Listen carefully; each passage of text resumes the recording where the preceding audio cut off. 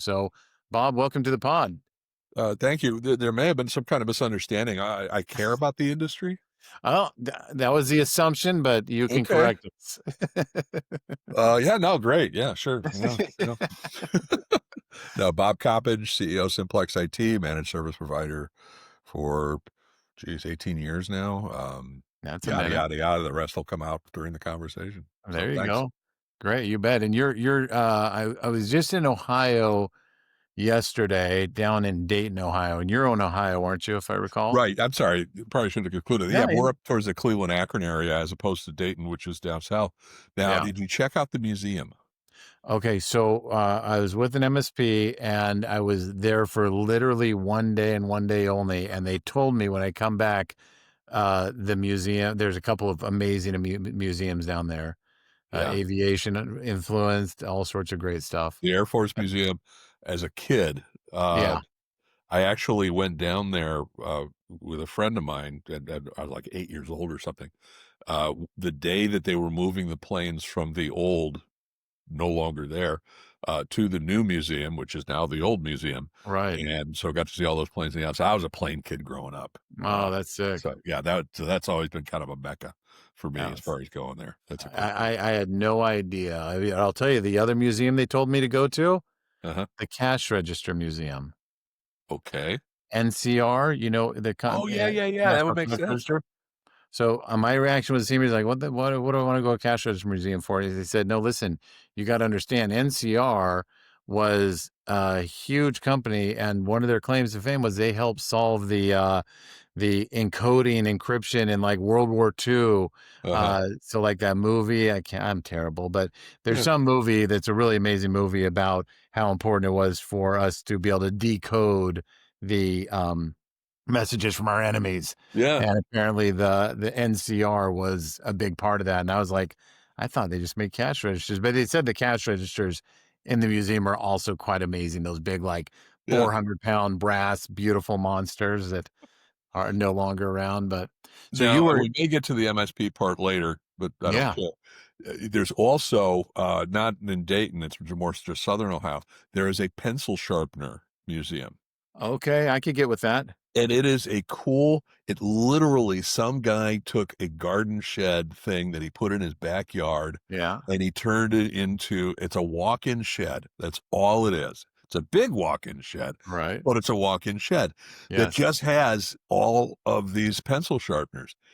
And, you think about all of the things, and I always look for nuances and ways to look at things. Yeah. When we're talking about how do we deliver services, how do we deliver, what's the goal, what's the message, the objective? This guy just said, I want to create what, and I'll use my words, what is the dumbest museum on the planet, and he Yes. makes it cool Yes. because of such a, he low budgets it. It literally is. It's a garden shed, and he built a little way to people to drive up to it and go without bugging him in his house, and he welcomes Nice. them and all of that. A little tip jar, and it just it truly is. If you're ever in that neck of the woods, Yes. it is absolutely cool to look at. And if you have huge expectations, you're going to be disappointed. But if you're looking at it to see how that sort of thing could be done and done well, it's really cool. That is pretty cool. It is like, where the dumbest museum you can imagine, mission Yeah, accomplished. But yeah, pencil sharpeners.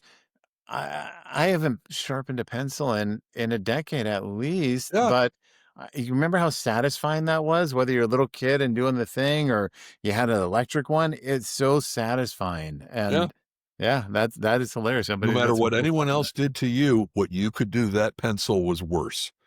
that. Right. That's exactly right. So Take whatever it your all out. pecking order you feel at the bottom of the list, no, you can talk down to a pencil with a sharp. That's exactly right. Oh, that's awesome. Well, I never know what to expect when I go to Ohio. Yeah. I got in a kick where what's that chili chain? Skyline? Skyline. Yep. And I saw like dive-in drivers and dives or whatever, and I was like, oh, I got to go to Skyline, and I had it, and I was like, oh, that was cool. And Yeah. then I was like, drove through with my boys, and I was like, oh, we got to do the Skyline, and I said, oh, that was cool. I wanted it to be so much more epic than it was, and Yeah, this, it is, and honestly, I think to a certain degree, a lot of the chains, and especially, the ones that made the name, Mhm, kind of, it's like a lot of the burger joints, over the mhm, last 5 or so years. And again, getting back to service delivery, what's your product? Because my head's always in that neck of the right. woods. All of the places that decided we're going to make unique burgers just like everybody else, Right. and Yeah. to a certain degree, I think Skyline kind of fell for that. Okay, okay. So, That yeah. makes sense. That makes sense. Well, it's Ohio is a place that I don't think many of us often think about, but when we find ourselves there, we're usually happy to be there. It's The a thing I always tell people about Ohio, and I was actually talking to some people about this just a couple days ago, is Ohio will not win any gold medals for anything. Mhm. Nope, not going to happen. We're not going to win any silver medals for anything, not going to happen, but we will win a ton of bronzes. Yeah, You hell name yeah. it, we have it. Yes, You can yes, surf in Ohio and yes, off of Lake Erie. yes. You've got the hills, Hocking Hills, all of that. You've got caves. You've got all of these things that Yep, may not be the best, but they've got examples of all that stuff. that And is hilarious. That yeah, is there and so it's and plus California may have oceans. right. That's well, an ocean. That's great. That's Yes. wonderful. But we have a great lake. It's Yes, you great. do. It's in the name that it's great. California is just another ocean. It's ordinary. Fair enough. Fair Yeah. enough. And listen, you mentioned you were an aviation kid, and I have to, I'm a very low hour instrument rated pilot. I enjoy flying, and one of my great memories ever was just a couple years ago. We were visiting a client in downtown Cleveland, and we flew into that. Is it called Burke? Berkeley front, lakefront. Yeah, man, that's you can't beat that. Oh That yeah. was incredible. Have you ever had the opportunity to go over there Oh for yeah. Well, anything? they also they have every Labor Day weekend they have the air show there. That makes sense. That Yeah, makes sense. which is Yeah. as a kid every year. Yeah, that's sick. Yeah, that's special. Now listen, because we can talk about whatever we want. Yeah. So I had flown in there, and I was like, "Oh, this is great." And if you take off to the west, yeah, the departure is to turn right and fly out over the lake some, and then you go. So apparently, like some very short months after we did that, there was whether I don't know, the World Series game or something there, Uh-huh. and this guy takes off in his jet. There's a really late night game, takes off in his jet, does the same departure, turns out over the lake. Well, what we learned was he had the same jet, but a newer version. And there's this thing that you throw on that autopilot and you spin this knob for your heading. So they Okay. probably said turn right, whatever degrees. So he spins it. Well, his hand was so trained to go right to that spot, but in his new jet, that was his altitude selector. And it was late, he was tired, and he just zoom right Oh, into the jeez. lake, probably low IFR or low VFR, and just, couple $1 million jet and 3 wonderful people just had the time of their life at a game, hopping in a nice jet and bottom of the lake, man. So that's that just whenever I think Ohio, I think of that airport, and I always think of that guy Yeah. right away. Oh, jeez. Yeah, but sometimes better to just to enjoy the look of the planes, from the Absolute works museum. for me. So how far outside of Cleveland area are you? So I'm about 40 miles, basically between Cleveland and Akron, so about 40 miles southeast of Cleveland. I mean, we service Okay. Cleveland and Akron and Okay, you Northeast you hit Ohio. both of those. Oh yeah, absolutely. Okay. All right. And 18 years in the business, what brought you into this crazy, MSP world or IT world back then? I lost a bet. There you go. There you No, go. it is. I've been in IT since '78, give or Mhm, take. And so I've been through, seen, I've done that, all that. Unlike a lot of MSPs, I was actually a former CIO. mhm, And also I've done a lot of database consulting and a lot of general consulting and all that fun stuff. And right around that time, I had left my last CIO position around 2003, was doing independent consulting, and decided I want to put a shingle up, because you get back to that. If you're an independent consultant, you're only as good as your next paycheck. right. Wanted to create something a little more, stable, moving, but I didn't want to just do another consulting gig, consulting company because commodity. And one thing I hate is commoditization. I hate it Mm, with a passion. And I literally somebody said about managed service, and there was some thing at a Microsoft uh, office down in Columbus, a couple hours south. I literally drove down there, heard the pitch, said, "Yeah, cool, I'll do that," and started the company like a week or Oh, so later. what would that be? That would be like 2007 or so, Yeah, 2008. 2007. Yeah. Yeah, you were right on that cusp. I mean, I remember Yeah. those. I've been doing what I do for just a couple years longer than that, and I remember just that big transition from, kind of what they call the break fix model to the Yep. managed services. And I remember really distinctly in 2007, just eh, as a consultant, you have this bird's eye view of everything, and you're kind of like, okay, I've got the story put together. And if you would ask me like the maturity of the MSP market back then, I would have said, oh yeah, we get it. We get it. You look back a few years and like, oh, we were hopelessly lost at that point. But to come in fresh, kind of with that model in Yep. mind, hopefully that gave you a little bit of an acceleration there. Well, I think it was a combination of things. Yes, we had three things going on. Whenever there's disruption going on, the new guy has a better opportunity to succeed and a better opportunity to fail. Mhm. And so you had the three things happening. Number one was, like you're saying, the MSP model was just getting sophisticated and mature enough, whatever you want to call it, so companies could actually be that way. Since didn't have a break fix company, I came in just wanting to be an MSP. So strength number one. Strength number two is actually the economy, because Mhm. 2007 was very disruptive from an economic standpoint and the like, and all of that going on. And then, so you got those two. And then the third is, again, I was a former CIO. So I'm coming at it from a true, I had that, let's improve the business of our clients, Mhm. not just fix the blinking lights. I had that from day Mhm. one. Right. So That all three of those created a decent position. you really just helped me out with something. We have a client that we met him just, I don't know, maybe 2022, 2021, and he was a CIO, and he had quit his job at, I think it was a hospital system, so he was real big and Mhm. did all the things. And uh he calls us out of the blue and he said, yeah, I just started an MSP. And what he meant was he just bought two MSPs, and because he said, I want to get in this world. And I thought, dude, you gotta be making 400K a year. You're Yeah. well over 50.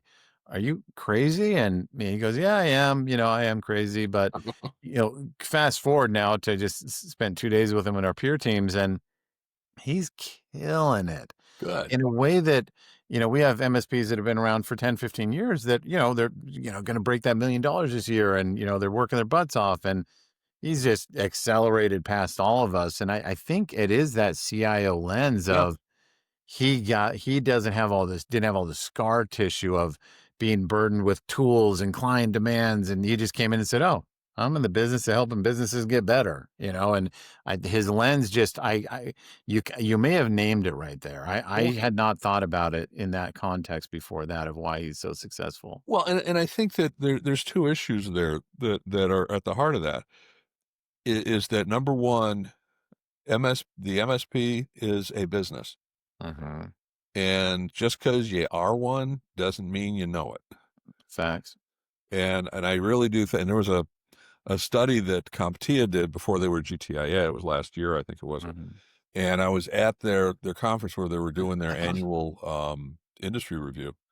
And one of the statements that they made was that they asked, as far as their annual interview, whether or not the MSP owner considered themselves a savvy businessman or a knowledgeable business Mhm. person, and the rate was like 40% yes. Mhm.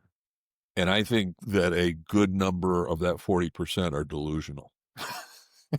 And I mean no insult to No. anybody. I include that in myself. Is at the end of the day, when we talk about standard business stuff, cash flow, payables, receivables, HR, uh, constant improvement, all of that kind of fun stuff, a lot of in every industry, but to the MSP as we're talking today, a lot of us are fooling ourselves Uh, that we're much more competent than we possibly are. And I think that is one of those where in some cases we're successful, but we don't realize how lucky we are or how there were circumstances that led to it. And especially if you take a look at a lot of the MSPs who, when they started, there were still a lot of companies who employed people full time that weren't getting the benefit out of those people. Mhm. So the value proposition was easy. We're cheaper and better in Right. terms of the blinking lights. Yes. Okay, I think those days are they're not necessarily gone, but they're going. Yeah. So Yeah. that message is not going to work as well because now we're replacing. I mean, how many times does an MSP replace an employee? Usually, we're replacing another MSP at this point. Right. Yeah. And so the value proposition has to get back to the we're going to do it cheaper than the other MSP. Eek. Or what's the value we're going to drive? And the value Yeah. we're going to drive, that it gets back to my whole commoditization. I hate that.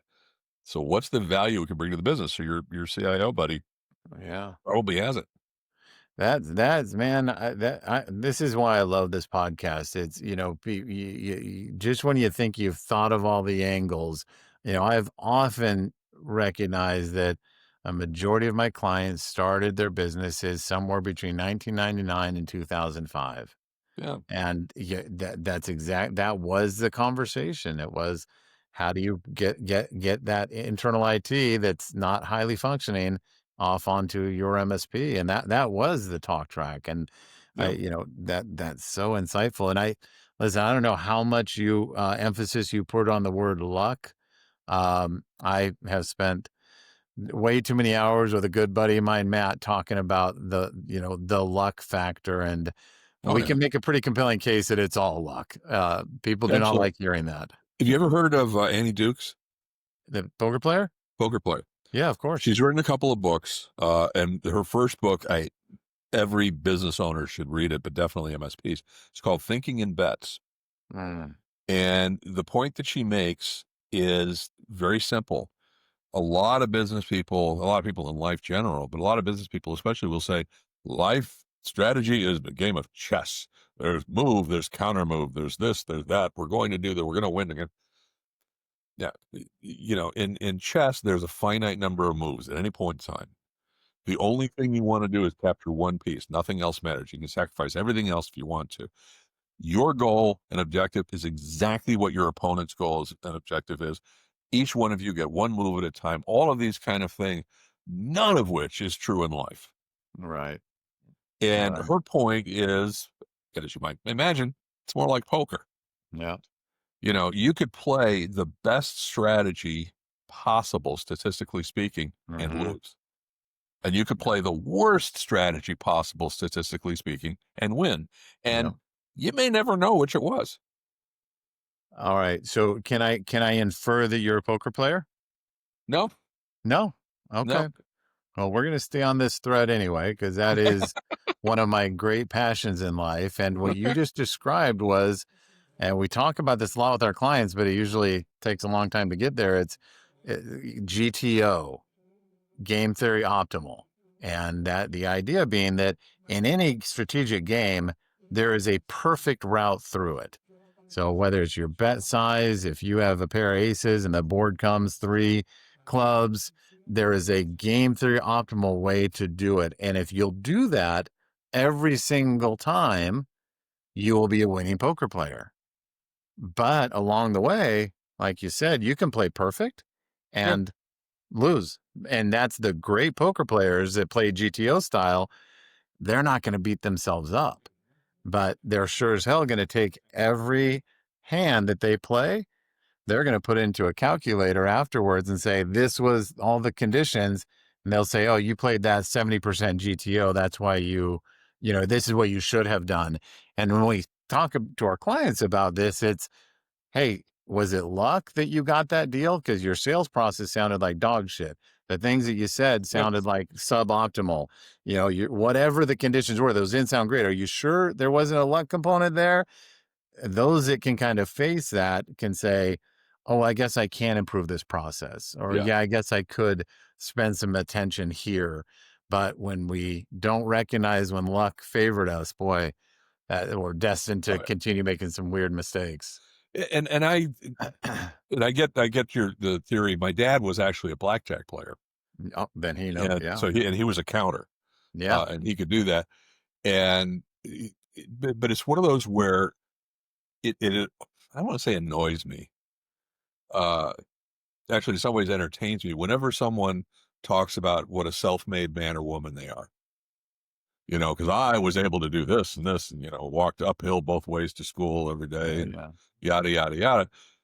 And with no acceptance of the role that luck or fortune, or you started off much further ahead than other people. That's And right. Yeah. similarly, when someone says, I'm so stupid, I'm so horrible because I failed, Mm, and they basically said, I thought I did everything I could, but I obviously didn't because I'm such a loser, I'm such a failure. And in both cases, if you're going to have an extreme view of yourself because of the way the fates have deigned to bestow upon you, it, there's now, are there truly, truly idiotic people? Yes. mm-hmm. And are there truly, truly, truly brilliant people? Absolutely, yes. But every act that you do towards a goal only nudges the needle of probability. That's all Yes. it does. It Yes. doesn't guarantee you security. Nope. I could not agree more. And that is, it is, I live in the Chicagoland area, and we got, what was it? Lucent and Alcatel and these, in a little town called Lisle, which is right in the Chicago suburbs. They had these just massive buildings, gorgeous buildings. I mean, just obscenely gorgeous. Did not belong in that area. And there's a huge case study written about those companies. And they actually reference those buildings, which were torn down just late last year, early last Uh-huh. year, that those are just monuments to hubris. Yeah. It's like those companies did not recognize the right place, right time. They thought that they had just such brilliant leadership and thought leadership that they could take on the next and the next and the next. Well, it did not take very long for them to realize, Yeah. oh, we had some really simple technology that was right in the right place. But as we tried to expand and we didn't see where the market was going, well, now you're tearing down our $100 million glass buildings that have been empty for a decade. Well, and you take a look at, well, and China has probably done that to a farthy well as far as all of their, but in some cases, they've been fixing the game by funding, even though they knew that these projects were going to go nowhere, as far as Mhm. building all these cities and all that kind of stuff. They had to fund the money because they needed to build stuff, and they Right. wanted to have the infrastructure in order to report back upstream and all that. That the money was being used and the progress was being made. But then you can also look at our industry, and over the past several decades, you've had clear 100% champions in certain sections of the technology economy that sat on their laurels and said, I'm not going to compete against myself. Right. So you could go as far back, you talk about Wang as the word processor. That was Mm, the only word processor on this planet for all things considered, but they ran on Wang hardware. right. And Wang was asked, hey, let's port it over to one of these PC computers or an Apple computer or something. Wang said, no, no, no, we like our hardware. Who else would ever want to do a word processor except on a Wang, computer? Well, that went well. You're right. You Right. had Lotus, you had WordPerfect, you had DBase, you had Novell, you had all of these companies. And it's interesting because I think both people and companies become, to a certain degree, one-trick ponies, Mm, mm, where that which got me here will always move me forward and will right. always take me to that next level and so on and so forth. And it's interesting because you have conversation with people, and people who are on the outside of IT will often say, you people, you're always learning new things. Mm. Actually, not all of us are. No, we're not all. There's a lot of us, and I fight this, who are, by God, the way IT was in 2010, that's the way it should be forever and ever and ever. And I'm not learning anything new. Get off my Yeah. lawn. I get this really privileged place in the world where I get to, engage with hundreds of MSP owners every year, and it's like sometimes I'm like, I don't like it, but I get this kind of medium-sized sample set of people, and where I see what you're talking about happening right now is in the AI and automation Yeah. conversation. And since I'm not deeply technical, I again am burden free from reality. I get to say, well, I can do this, I can do that. And so I can be a little over enthusiastic, Yeah. which causes most people to kind of pull back and try to rein me in a little bit. But the AI story has been really interesting as I sit with the same group of people several times a year. And I'm like, what are you doing with AI? What are you doing with automation? And their skepticism against my enthusiasm very natural 2.5, 3 years ago. But when I hear it even today, where it's Yeah. like, oh, you're really going to shit on Chat GPT? You're really going to shit on Crushbank's data lake? You're really going to shit on this stuff? I man, I'm wrong more often than I'm right, but to be so resistant to a dialogue around it and just kind of close your eyes and hope that you're right just seems really short-sighted, But that's especially for a technologist. okay. I was going to completely disagree with you, except for when you said, especially with technologists, because that's the part that's absolutely the issue. Is, I mean, people embrace change when two things are handled: whiffum and NIMBY. What's in it for me and not in my Not in my backyard? backyard, right? If you are not addressing those two very human attributes, they're not going to buy into change, or they will Right, be resistant. right. And what I find hilarious is that if you take a look, even from 2007, but obviously I can go a lot further uh, before then, there's always a revolution happening in IT. It may be Yeah, a lowercase r, it may be an uppercase R, but every freaking 2, 3 years, yeah, something happens that changes the game significantly. right. So the idea and if you look at the last three big things that have happened, I would say the last three big things are big data, Mhm, security, and AI. right. Now, and those kind of happen with between about 3 to 5 years between each of them. Sure. And every one of those is primarily based on information, not technology. Okay. Most of those are, what are we going to use this data for, or with, or at, or attack after, or whatever? They're not new processors or whatever. When was the last time you heard somebody bring up Moore's Law? About 15 years?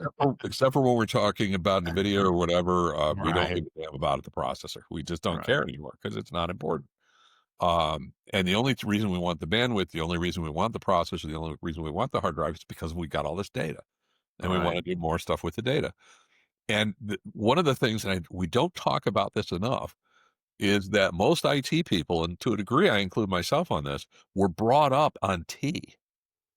We were not brought up on I. We were, Ah, we were yes, brought up to know yes, yes. servers, workstations, this, that. The applications, they'll take care of themselves. And so, but we're expected to, because it's still IT and we're IT people. Mhm. So to a certain degree, I think IT people have a much deeper learning curve with some of these later technologies. Right, That's right. one thing. And the other thing is that, why are we surprised that every 3 years there's something new Mhm. that we have to learn? I mean, at some point we really need to go, well, I wonder what's next. Maybe I ought to Mhm. look. And so one of the things that we do, at Simplex IT, shameless plug, There you go. is we created what we call the model year program. So The model every year? year, model Mhm, year, it's like mhm. cars. Yeah. So right now, when we talk to clients, we are selling our model year 25. Mhm, We are in the final process, and this is September. We're in the final process of nailing down what model year 26 is going to look like. mhm. December 31st, we stop selling model year 25. We start pushing 26. And we already know roughly some ideas of what we're going to do in 27, because we know it's what Gretzky said. Don't skate Yeah, towards the puck, skate towards where the puck's going. That's So right. we are always saying what's going to be the next big thing and try to at least have some lingering view on what Mhm. kind of impact that's going to be. So how long you so I love that model year. How long you been doing that? We started our first one was 22. Okay. And just like anything else, perhaps there's years when very, very small changes, maybe other years it's Yeah, something really significant. because they're warranted, relatively Yeah, that's speaking. right. And what we do is with our clients, we tell them this at the beginning. Every year, we're going to come to you with a model year upgrade and all that.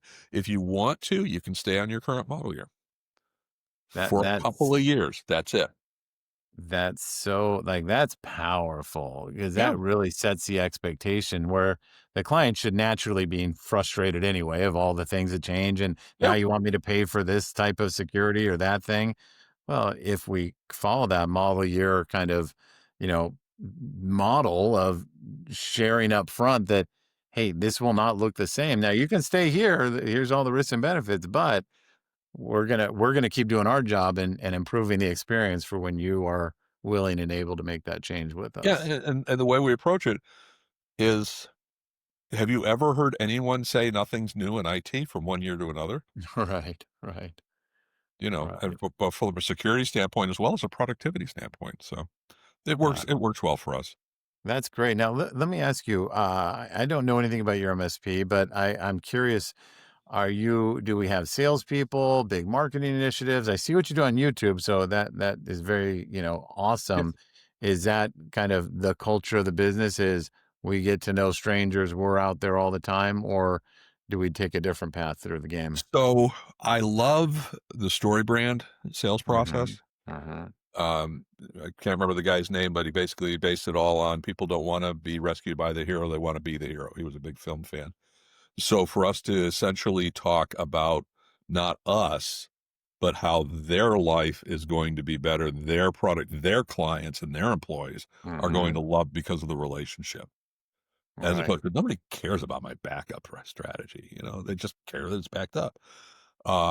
So from that standpoint, sales, and we do have one salesperson.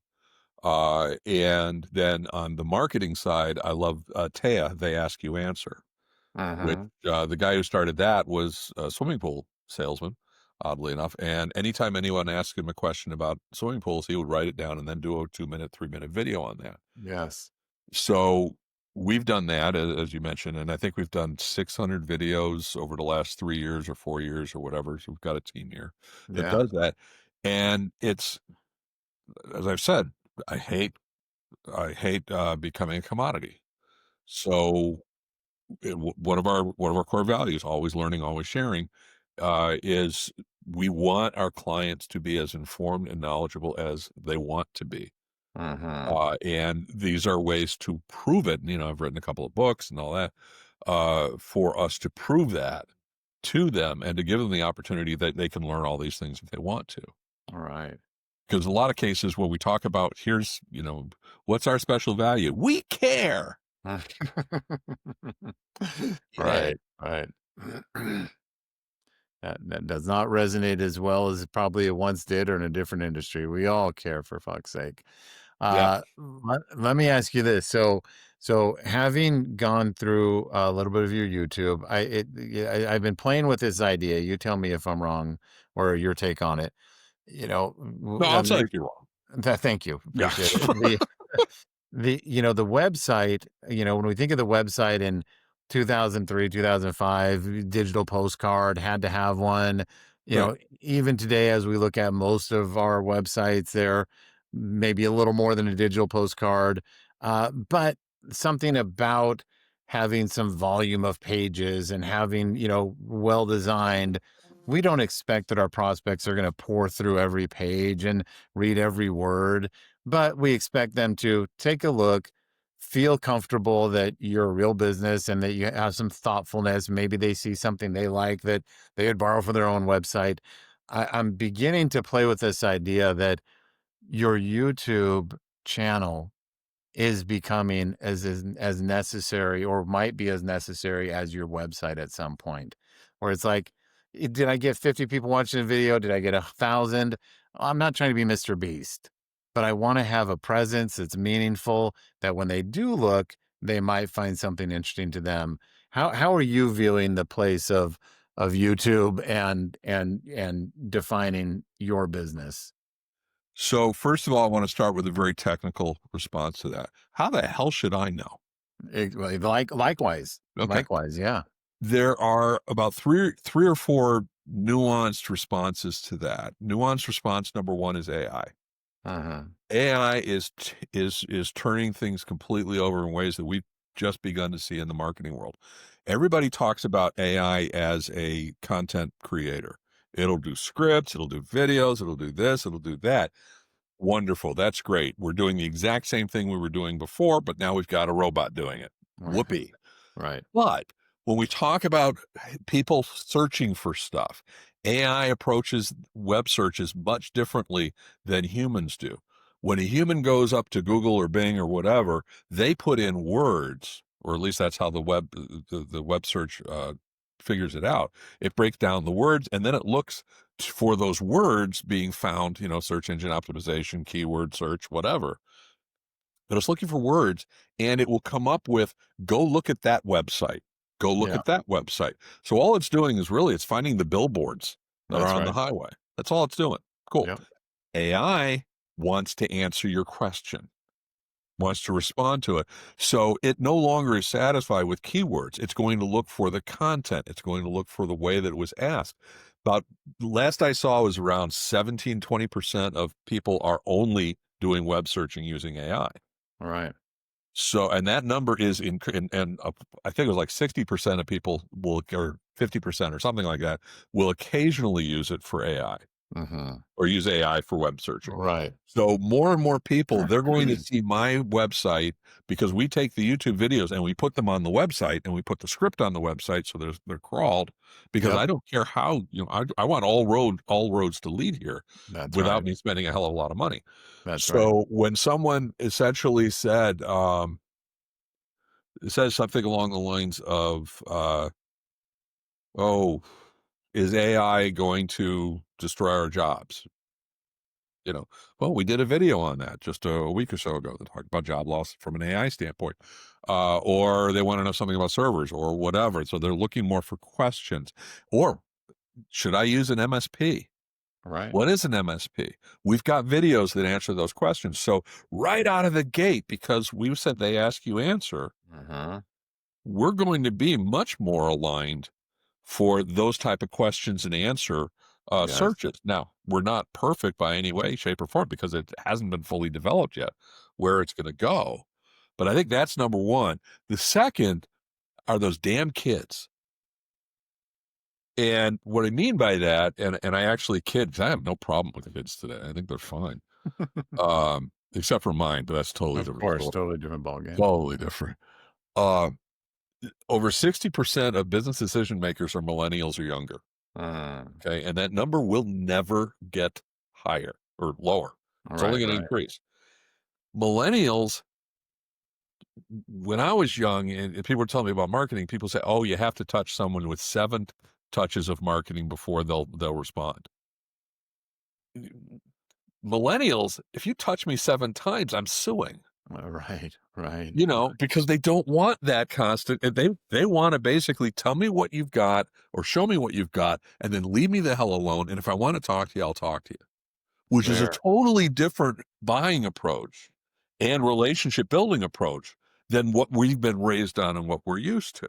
Right. So one of the biggest challenges, how do we not only bridge that gap, but also create it so that either party, you want to build a relationship, then we'll talk specifics. Great, we got you.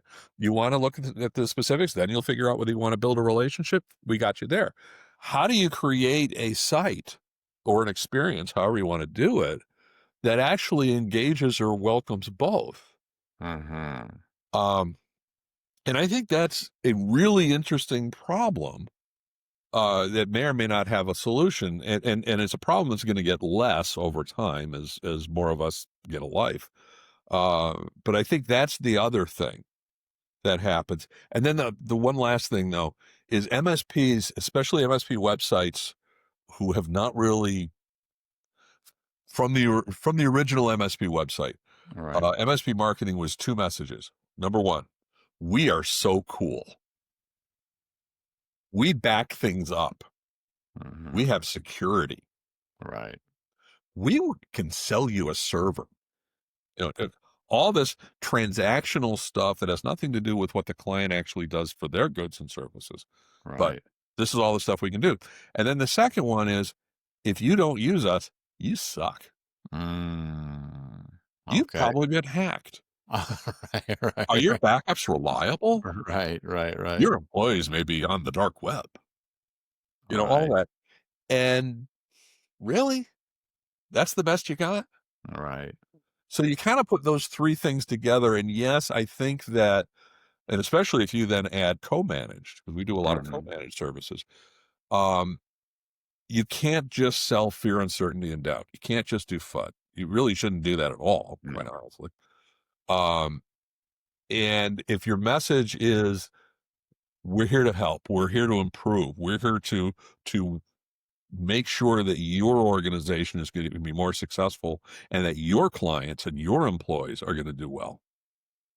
I think that's such a powerful message that I think hopefully people are figuring out how to package that message of, if I'm an MSP, I've got 50 clients. Those 50 clients employ 10 to 50 people.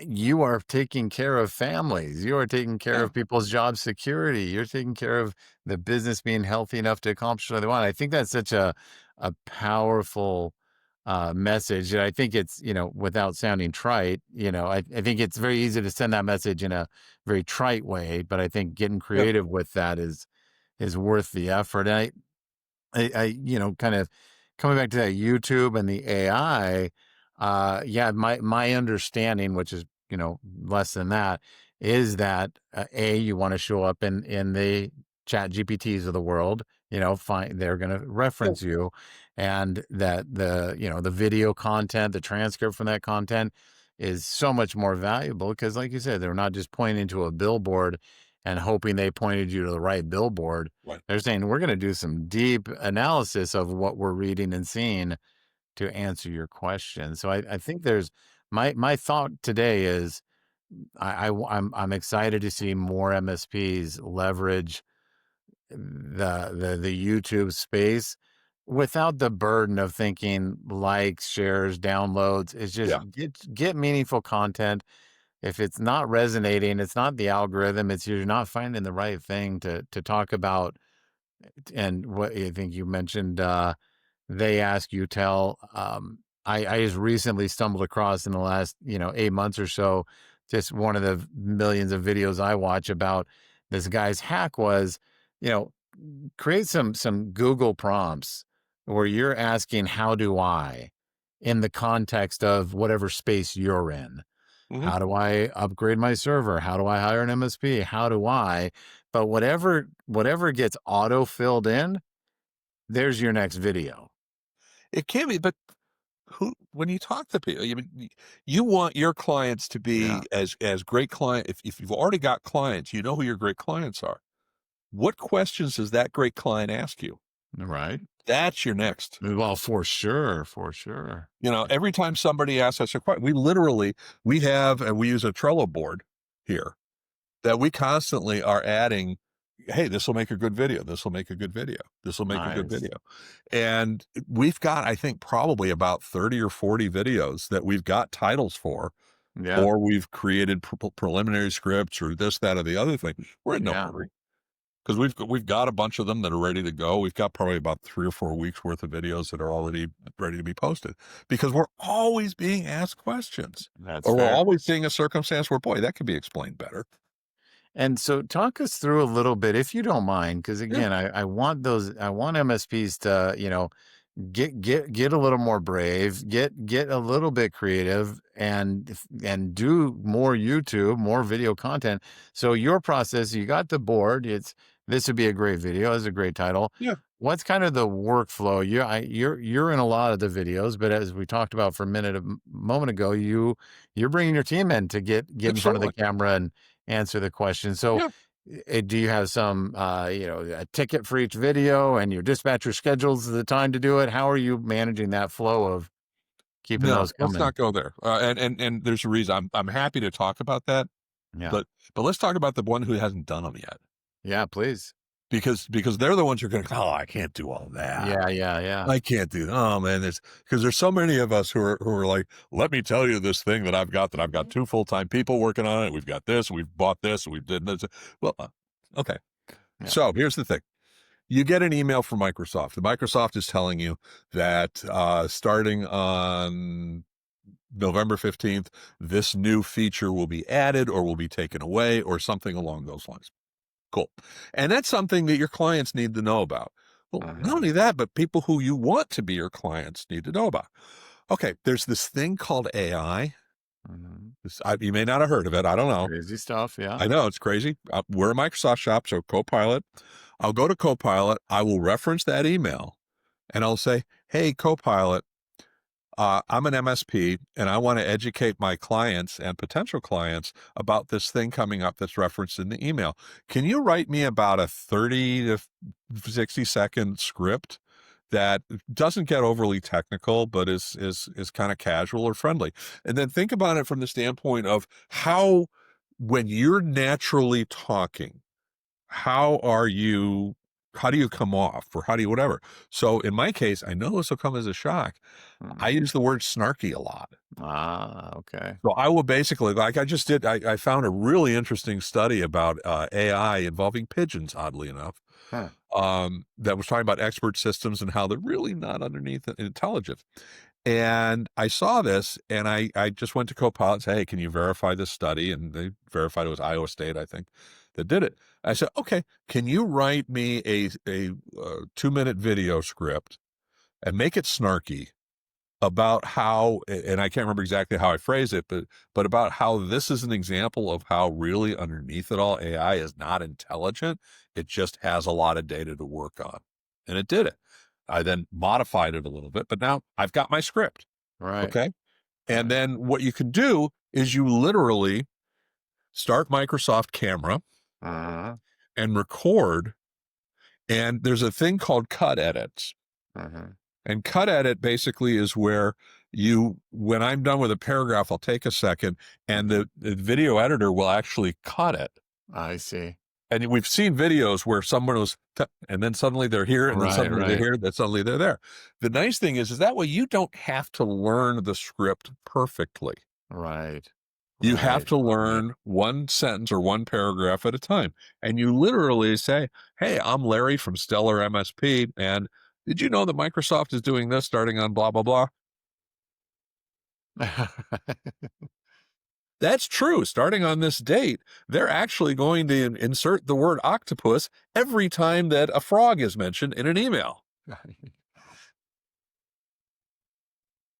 Why are they doing this? Because that's the best idea Bob could come up with when he was trying to figure out what the script would be about. That's right. Now, here's the issue though. It's not going to be critical because of blah, blah. You see what I'm saying? Right, oh, I get it, So yeah, by doing this, I'm not only am I creating a script that's relatively easy and relatively easy for me to, and again, you want to make sure it's your voice, you want to make sure it's sure, legit, but sure. I'm also going to do it in such a way that I can record it and I don't have to be perfect for the entire script. I have to be perfect at least once.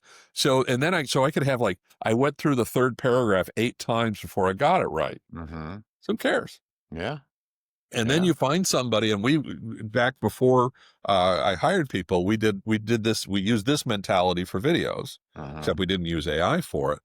And we would go to Fiverr and we literally would go and say, I want the video to look like that video Yes, to somebody else's. So you're yes. not asking them to be creative or whatever. It's real simple. There's the logo or the intro. There's me talking. There's me concluding. There's the logo and the extra. That's right. That easy. That easy. Anyone should be able to come up with a video by just going through something along those lines. And you don't have to make a billion of them. No. You just have to make a couple more than your competition. What would you predict, or what's your observation on why someone who just heard that, and they said, "Well, I sure understand what he just said, that makes sense," why won't they just go do that tomorrow morning, Saturday morning, and just say, "Forget it, I'm gonna do it." Why won't they do that, do you think? There's an old Russian proverb, and I love it. Um, it's a short walk to the church. It's cold outside. It's a long walk to the bar. I'll wear a jacket. Right. Yeah, I and I get it. yeah, And it's one of those where it's kind of like why I'm so, I hate to use the word proud because they might hear it, but I'm so proud of the employees here. Is that techs usually don't like to public speak. right, That's not a thing we want to do, and humans in general don't like to do that.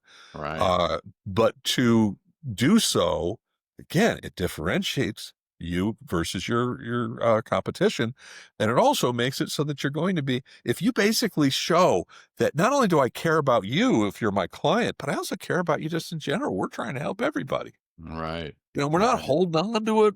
And people are like, oh yeah, our current provider treats us like we're idiots and really talks down and condescending to us.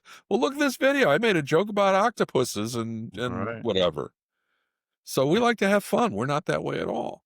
That's outstanding. Do you remember your first video that you uploaded and posted? So no, because we would be going back a very, very, very long time. How about on the more modern era, the More the modern the era. current channel? It's been constantly ongoing. So I actually have a background that includes improv comedy. Oh, okay, I excellent. was a graduate of Second City, Oh, nice, outstanding. in the Cleveland branch, which is Yeah, a hell couple yeah, notches below that'll Chicago. do. But I also ran an improv group for about 15 years, Oh, nice.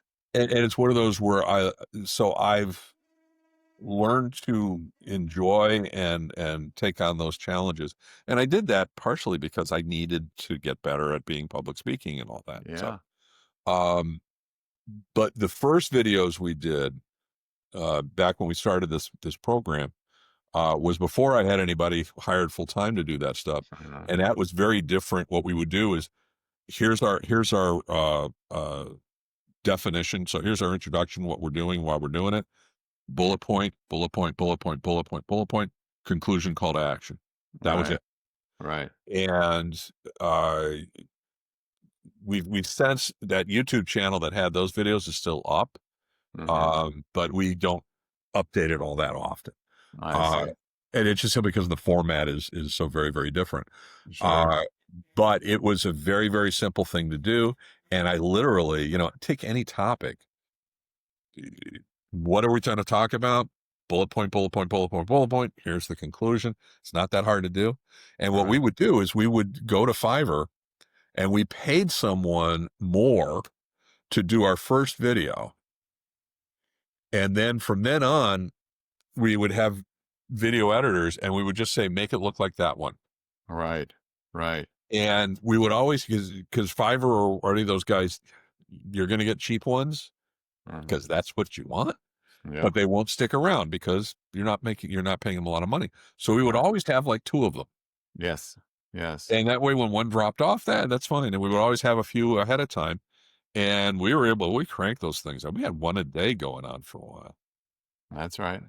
But I would literally Yeah, sit here in my chair and do the videos. And I would bring in like 3 shirts for one day that's right. and do a couple of videos and just switch shirts. Yeah, you've broken it down very, very well for Yeah. someone. And you having, there's some improv, basis and not traumatized by talking. I think Yeah. that's a nice advantage. But that script is I love how you kind of broke that down to, hey, talk, stop, your editor will stitch it together. Yeah. It doesn't have to be a big deal. Yeah. Oh, that's fun, man. Well, I'll tell you, we started our journey because I love the idea of it, and it took a long time to get the momentum and the bravery to actually do it. And we kind of started with this notion of how can this be a little less scary for Josh, and it's Yeah. well, I just like talking to people, so we're just going to turn on a camera and record them, and that's as a consultant for all these years, I've had tens of thousands of hours with owners, and I kind of got fed up with this like, "Oh, I wish I could have recorded that. Oh, I wish that someone else could watch that. That was so cool what that guy said." Mhm. And so it's like, well, let's get the pod going and let's see if we can recapture some of that. So that's just another easy entry point for someone to be able to Yeah, start building, their book of video portfolio, so to speak. yeah. And it So doesn't have to be overnight. It doesn't have to, the only person you're really competing against is the version of you that didn't do it. that's right. That's right. Well, listen, Bob, it's been an absolute pleasure getting to know you here. Yeah. And where can people find you out on the world? So at simplex-it.com, all that, and RL Coppedge, I think, is my LinkedIn Yeah, profile and YouTube. beautiful. You go look there. And if you have any questions or if you want to shoot me an idea or script, you have questions, I'm absolutely happy to help.